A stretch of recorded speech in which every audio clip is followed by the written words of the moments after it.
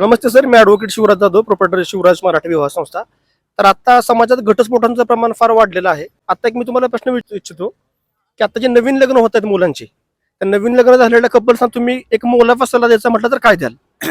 प्रथम मी त्यांना हे सांगेल की आजकालचं जे शिक्षण आहे किंवा तुमची जी संस्कृती आहे की मी टॉप लेवलला जॉबला आहे, मला भरपूर पगार आहे, माझ्या मिस्टरांना पगार कमी आहे किंवा मिस्टरांना वाटत असेल माझ्या मिसेसला पगार कमी आहे, ह्या पगारापेक्षा तुमचे विचार हे जमणं फार महत्त्वाचं आहे. एकमेकाचे विचार जमणे, एकमेकाला समजून घेणे, त्यातच तुमचं सगळं आयुष्य पुढं चांगलं होईल. कारण जर विचार जमले तर हा पैसा पाणी किंवा तुमचे काही इस्टेट वगैरे हे त्याच्यासमोर सगळं शून्य आहे. विचार एकमेकाचे जमले ना तर तुमच्याकडे पैसा कमी जरी असला तरी तुम्ही सुखी राहाल. तुमच्याकडे जर मोठा फ्लॅट नसेल, छोटा फ्लॅट असेल, त्यात बी तुम्ही आनंदी राहाल. कसं आहे की विचार हा सगळ्यात माणसांना आज महत्त्वाचा विषय आहे.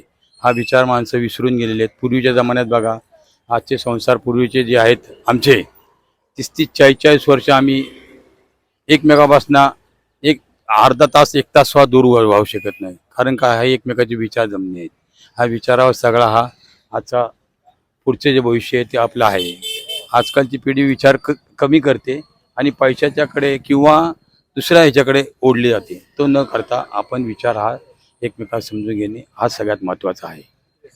नक्कीच सरांनी खूप चांगला मेसेज दिलाय की एकमेकाचे विचार अतिशय चांगल्या पद्धतीने जुळले तर संसार चांगल्या पद्धतीने टिकतात.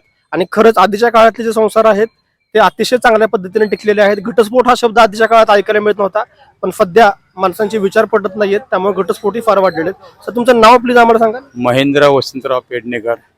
मी मेन कोकणातला आहे, मालवणचा, आणि आता पुण्यात जवळजवळ 60 वर्ष राहतोय. थँक्यू सर, तुम्ही खूप चांगल्या पद्धतीने आम्हाला मार्गदर्शन केलं त्याबद्दल धन्यवाद.